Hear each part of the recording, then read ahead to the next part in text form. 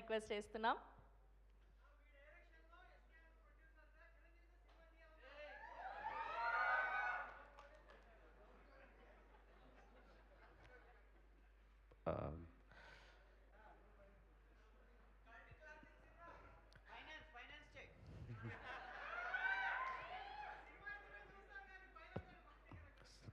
Thank you so much Chaitanya గారు, నా Chaitanya sir. నా హార్ట్ అంతా ఫుల్ గ్రాటిట్యూడ్తో నిండిపోయింది. ఎందుకంటే నేను దాదాపు నాకు ఒక 1 year నుంచి చైతన్య గారి పరిచయం. కానీ దానికి నేను ఒక 3 ఏళ్ళు ఇప్పుడు శైలజారెడ్డి గారు ఆల్రెడీ షూటింగ్లో నేను నాగ చైతన్య గారిని చూశాను. యాక్చువల్లీ జోష్ షూటింగ్లో కూడా చూశాను, బిహెచ్ఏలో షూటింగ్ జరుగుతున్నప్పుడు. నేను ఇండస్ట్రీలో ఆయనకి తెలియని ఒక పిఆర్ఓని నేను.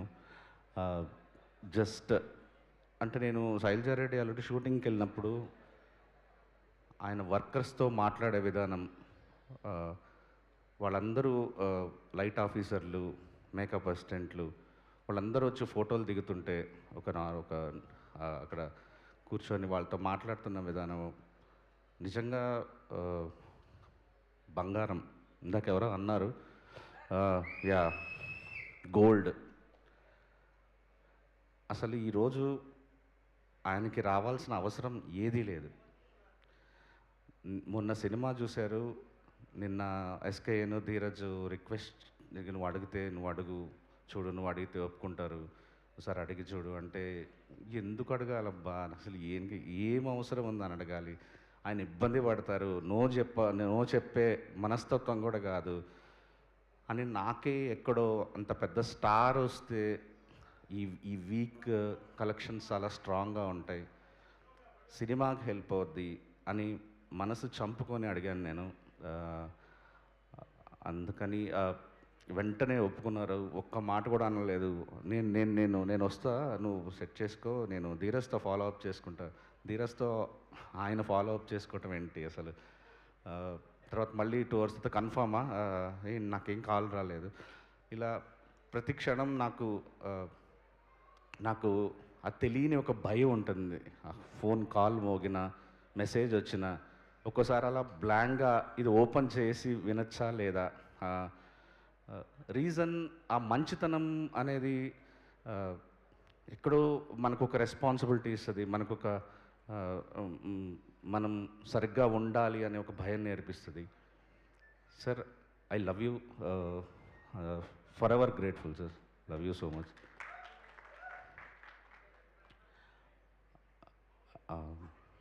నేను ఈ 3-4 రోజుల నుంచి టార్చర్ పెడుతున్న మైత్రి శశి గారిని, యతి గారిని, మా డిస్ట్రిబ్యూటర్లు అందరూ, నెల్లూరు రెడ్డి గారిని, అందరికీ ముందుగా థ్యాంక్స్ చెప్తున్నాను. నాకేది ఊరికే రాదు. రిజల్ట్ తర్వాత హృదయకాలయం, కొబ్బరిమట్ట, కలర్ ఫోటో, బేబీ, ఇవన్నీ రిలీజ్ మార్నింగ్ షో రిలీజ్ అయ్యే టైంకి ఖచ్చితంగా ఇవి ఫ్లాప్ సినిమాలు అని నేను ఇంటికి వెళ్ళిపోయి ఒంటరిగా ఏడ్చుకుంటూ 4 సినిమాలకి యునానిమస్గా, ఆఖరికి బేబీకి కూడా ప్రసాద్స్లో అట్లా షో జరుగుతుంటే నేను SKN theatre pin drop silence ఉంది, నేను ఎస్కేఎన్ బయట స్క్రీన్ 4 బయట ఒక టేబుల్ వేసింటే అక్కడ కూర్చొని పోయింది ఈ సినిమా అనుకొని ఇద్దరం కళ్ళలో నీళ్ళు పెట్టుకున్నాం. బట్ చెన్నై లవ్ స్టోరీకి నేను ఎక్కడో నమ్మాను. అంటే ఒక మంచి సినిమా, ఇది ఖచ్చితంగా ఒక డిఫరెంట్ సినిమా, ఓ మంచి సినిమా. ఎక్కడో సెకండ్ హాఫ్లో అక్కడక్కడ ప్రాబ్లమ్స్ ఉండొచ్చు, కానీ మాస్ వాకౌట్స్, డిప్, ఇన్ని రోజులు నా ఇండస్ట్రీ కెరీర్లో ఇన్ని డిప్ వర్డ్ వినటం, ఈ సినిమాకి విన్నంత డిప్ నేను ఆ వర్డ్ ఇన్నిసార్లు ఎప్పుడు వినలే. ఆ మాస్ వాకౌట్ ఈ టైప్లో ఏంటో ఒక సినిమా ప్రీమియర్స్ జరిగిన ఒక 6 hours వరకు కంటిన్యూస్గా అది రావటం అనేది తీసుకోలేకపోయాను నేను. నా ప్రాబ్లం ఏంటంటే మేము సిన్సియర్గా పనిచేసాం, చాలా మనస్ఫూర్తిగా ఇష్టపడ్డాం, సినిమాకి ఎంత కష్టపడాలో అంత కష్టపడ్డాం. మా దగ్గర టైం లేదు. మెయిన్ ప్రాబ్లం సినిమా వాళ్ళకి ఏం కష్టాలు ఉంటాయో ఆడియన్స్కి తెలియదు, వాళ్ళకి అక్కర్లేదు కూడా.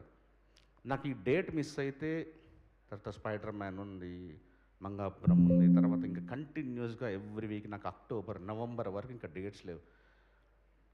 తీసుకొచ్చిన డబ్బులకి ఆ రిలీజులకి ప్రొడ్యూసర్ కష్టాలు ఎవరికీ పట్టవు. కానీ ప్రీమియర్కి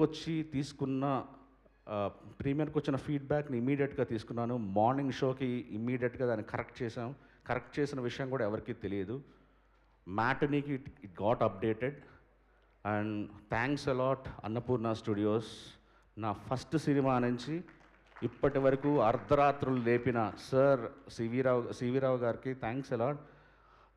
నిద్ర లేపి సార్ నాకు ఇమ్మీడియట్లీ సార్ నాకు అర్ధరాత్రి నేను ఇమ్మీడియట్లీ కూర్చుంటా, ప్లీజ్ నాకు అప్డేట్ అవ్వాలంటే చేసి ఇచ్చారు. కానీ స్టిల్ నేను తీసుకోలేకపోయాను అన్నమాట. ఏంటిది అసలు, ఎందుకు అలా నెగిటివ్, ఎందుకు అలా అంత యునానిమస్గా ఒకే వర్డ్ ఎందుకు రిపీట్ చేస్తున్నారు అందరూ అనేది.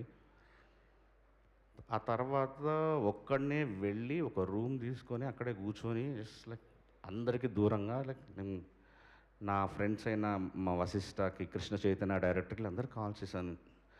అరే నీ అమ్మ చాలా సిన్సియర్గా పనిచేశాను రా ఈ సినిమాకి, చాలా నమ్మాను రా ఈ సినిమాకి అని ఇంకా బర్స్ట్ అవుట్ అయిపోయాను. ఆ తర్వాత నుంచి నాకు అది అందరూ నువ్వు రా బయటికి రా, సింగిల్ స్క్రీన్స్లో చూడు అన్నారు. నేను మ్యాడ్లీ వెయిటింగ్ ఫర్ మండే. నాకు మండే మార్నింగ్ షోలు వస్తే కానీ నేను ఈ సక్సెస్ని నెత్తికెక్కించుకోను. మండే నాకు మార్నింగ్ షోలకి జనాలు రావాలి. ఆ రోజే నేను నమ్ముతా ఈ సినిమా బ్లాక్ బస్టరా, హిట్టా, సూపర్ హిట్టా, పాస్ అయ్యామా, యావరేజా నమ్ముతా అనుకున్నాను. నేను నిన్న మార్నింగ్ షోలు చూసిన తర్వాత ఎస్ మనసు పెట్టి సినిమా తీసాము. దేంతో అయినా ఎవరు ఏదైనా అనుకోనివ్వు, మనకి ఆడియన్స్, నిజమైన ఆడియన్స్ బ్లాక్ బస్టర్ ఇచ్చారు. Thanks a lot, love you. Thank you Rajesh గారు, thank you so much. And ఇప్పుడు ఎస్కేఎన్ గారిని మాట్లాడవలసిందిగా రిక్వెస్ట్ చేస్తున్నాం.